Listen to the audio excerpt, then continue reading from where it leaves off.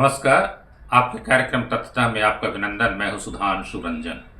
28 फरवरी पूरे देश में विज्ञान दिवस के रूप में मनाया जाता है और ये प्रसिद्ध भौतिक शास्त्री चंद्रशेखर वेंकट रमन के सम्मान में होता है, जिन्होंने 28 फरवरी 1928 को अपने जो शोध था, अपनी खोज थी, उससे दुनिया को अवगत कराया था, जिसे आज हम रमन इफेक्ट के बारे में रमन इफेक्ट के रूप में जानते हैं। आज हम उस रमन इफेक्ट की सच्चाई के बारे में पड़ताल करेंगे, लेकिन पहले ये देख लें कि वो क्या है। और इस काम के लिए उनको 1930 में नोबेल पुरस्कार मिला था भौतिक शास्त्र में। और वे सिर्फ पहले भारतीय नहीं थे, बल्कि पहले अश्वेत थे जिनको विज्ञान की किसी भी शाखा में नोबेल पुरस्कार से सम्मानित किया गया। यानी सिर्फ पहले भारतीय नहीं, पहले एशियाई नहीं, बल्कि पहले अश्वेत थे। उनके पहले किसी भी अश्वेत को विज्ञान की किसी भी शाखा में, चाहे वो भौतिक शास्त्र हो, रसायन शास्त्र हो, आयुर्विज्ञान हो, नोबेल पुरस्कार नहीं मिला था। रविंद्रनाथ टैगोर पहले अश्वेत थे जिनको नोबेल पुरस्कार मिला। वो विज्ञान साहित्य की बात नहीं थी, पहले अश्वेत थे। और ये पहले अश्वेत थे जिनको विज्ञान की किसी भी शाखा में नोबेल पुरस्कार मिला। इनका शोध जो है, जिसको हम रमन इफेक्ट के नाम से जानते हैं, वो लाइट स्कैटरिंग, प्रकाश के बिखराव के बारे में है। ये लाइट स्कैटरिंग के बारे में पहले भी कुछ और शोध थे, जिसको रैले स्कैटरिंग कहते हैं या मी स्कैटरिंग कहते हैं। गुस्ताव मी, जो जर्मन वैज्ञानिक थे, उनके नाम पे है। कुछ लोग ऐसा मानते हैं कि आकाश नीला क्यों है, ये भी रमन इफेक्ट से पता चलता है, उसकी व्याख्या उसमें मिल जाती है, लेकिन वो रैले स्कैटरिंग से पता चलता है। दरअसल सीवी रमन जब पहली बार यूरोप जा रहे थे पानी के जहाज से, तो उन्होंने भूमध्य सागर, जो मेडिटेरेनियन सी है, उसमें देखा कि पानी उनको नीला नजर आ रहा है। और उनके अंदर जिज्ञासा पैदा हुई कि पानी नीला क्यों दिख रहा है, और इस बारे में उन्होंने खोज शुरू की। 16 फरवरी 1928 को नेचर में एक पत्र छपा, और वो पत्र जो था सीवी रमन और के.एस. कृष्णन दोनों के नाम से था। संयुक्त रूप से वो पत्र लिखा गया था और इसमें इस बारे में चर्चा थी। दरअसल ये जो लाइट स्कैटरिंग है, वो ये है कि जब प्रकाश की किरण किसी पारदर्शी माध्यम से गुजरती है, यानी जैसे किसी तरल पदार्थ हो या गैस के अंदर से गुजरती है, तो उसका जो तरंग दैर्ध्य है, वेवलेंथ है, उसमें बदलाव आता है। और इस बात को सबसे पहले देखा, ऑब्जर्व किया के.एस. कृष्णन ने, और उनकी डायरी में बात दर्ज है। और उन्होंने फिर जो है सीवी रमन को बताया, और इस पर जो है काम आगे चला। फिर जो है 8 मार्च और 22 मार्च को 2 पत्र उन्होंने लिखे नेचर पत्रिका को। पहला भी नेचर पत्रिका में 25 फरवरी को छपा था, उसके बाद 8 मार्च 22 मार्च को उन्होंने लिखा। लेकिन उसमें सीवी रमन ने के.एस. कृष्णन की चर्चा की, और ये भी कहा उसमें कि कृष्णन और मेरी जो साझेदारी है वो बहुत महत्वपूर्ण है, और वो बोवेन विल्कन पार्टनरशिप, जो कि विज्ञान में बहुत ही मशहूर साझेदारी के रूप में जिसे हम जानते हैं, उस तरह की है। और इस साझेदारी का ही फल है कि 20 शोध पत्र प्रकाशित हुए हैं, जो बहुत ही महत्वपूर्ण हैं।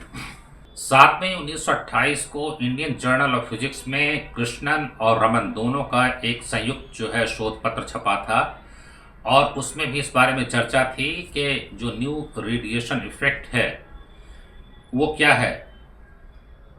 जो लाइट स्कैटरिंग है उसके बारे में रमन का मानना था कि जो 2 महत्वपूर्ण भौतिक प्रक्रियाएं हैं, उनमें से एक है जिससे ये पता चलता है कि कोई वस्तु जैसी दिखती है वैसी क्यों दिखती है। अगर कोई चीज़ सफ़ेद दिखती है तो उसके अंदर जो है प्रकाश का बिखराव किस तरह से होता है, जो वो वस्तु सफ़ेद दिखती है। और फिर साउथ इंडियन एसोसिएशन में उनका भाषण हुआ था, जिसमें उन्होंने के.एस. कृष्णन के योगदान को स्वीकार किया था। और उसमें उन्होंने ये भी कहा कि प्रोफेसर कॉम्पटन, जिनको 1927 में एक्स-रे स्कैटरिंग की खोज के लिए नोबेल पुरस्कार मिला था, उसका जिक्र उन्होंने किया। और ये कहा कि ये जो हम दोनों काम कर रहे हैं, ये ऑप्टिकल एनालॉग है, और ये कृष्णन उसमें साथ दे रहे हैं। तो वहाँ भी उन्होंने कृष्णन के काम को और उनके सहयोग को जो है सो स्वीकार किया। और फिर 11 दिसंबर 1930 को जो उनका भाषण हुआ स्टॉकहोम में, जब नोबेल पुरस्कार किसी को मिलता है तो एक कस्टमरी भाषण, एक औपचारिक भाषण होता है नोबेल लॉरिएट के द्वारा जिसे पुरस्कार दिया जा रहा है। और उसमें भी उन्होंने स्वीकार किया कि कृष्णन का योगदान है। बल्कि फरवरी 1932 में उन्होंने एक पत्र लिखा, अनुशंसा का पत्र, जो आंध्र यूनिवर्सिटी में आचार्य का एक पद खाली था जिसके लिए कृष्णन आवेदन कर रहे थे। उसको उन्होंने यहाँ तक लिख दिया कि जो शोध है उसमें कृष्णन का इतना योगदान है कि नोबेल पुरस्कार का हिस्सा उनको भी मिलना चाहिए था, ऐसा उन्होंने स्वीकार किया।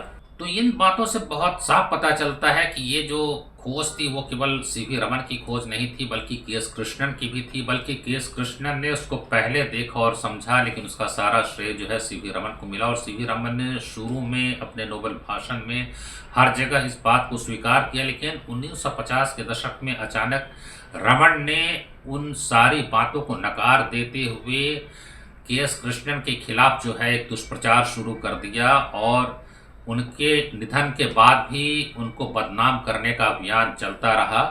उन्होंने यहाँ तक कह दिया कि he is the greatest impostor I have known who masquerades in the discovery of another man. वो सबसे बड़ा धूर्त और चालाक व्यक्ति है जिसे मैं जान पाया हूँ, और वो दूसरों की खोज का श्रेय जो है वो ले लेता है। कामेश्वर वली की एक पुस्तक है एस चंद्रशेखर की जीवनी, उन्होंने लिखी है, और ये एस चंद्रशेखर सीवी रमन के भांजे हैं, उनकी बहन के बेटे। और चंद्रशेखर के हवाले से कामेश्वर वली लिखते हैं कि सीवी रमन ने जो ऐसा वक्तव्य दिया है के.एस. कृष्णन के बारे में कि वो एक इम्पोस्टर है, धूर्त है, इसका कोई औचित्य नहीं है। और उसमें चंद्रशेखर उनके नोबेल भाषण का भी जिक्र करते हैं कि उसमें कृष्णन का कई बार उल्लेख किया गया है और ये उचित है। लेकिन ये बहुत सारे विद्वानों का मानना है कि कृष्णन खुद अपने काम की अहमियत को नहीं समझ पाए।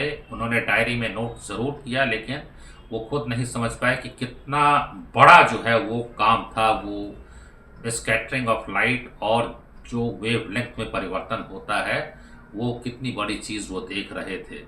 लेकिन कृष्णन ने कभी कोई भी वक्तव्य सीवी रमन के खिलाफ नहीं दिया। तो ये जो है रमन इफेक्ट को रमन इफेक्ट कहना कितना सही है, इस पर एक सवाल उठता है। इस पर काफ़ी कुछ चर्चा भी हुई है।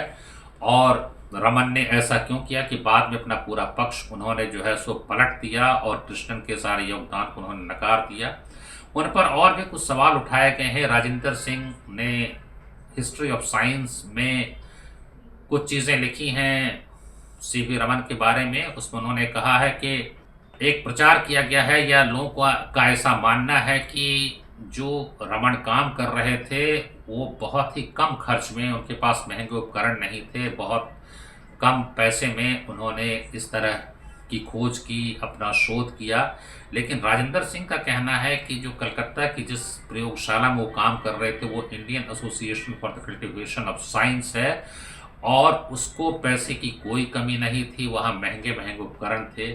तो फिर इस तरह की बात कहाँ से आ गई कि बहुत सस्ते में, बहुत कम खर्च में रमन ये शोध कर रहे थे। उस बारे में राजेंद्र सिंह लिखते हैं कि ये प्रचार किसी और ने नहीं बल्कि सीवी रमन ने खुद अपने बारे में किया था।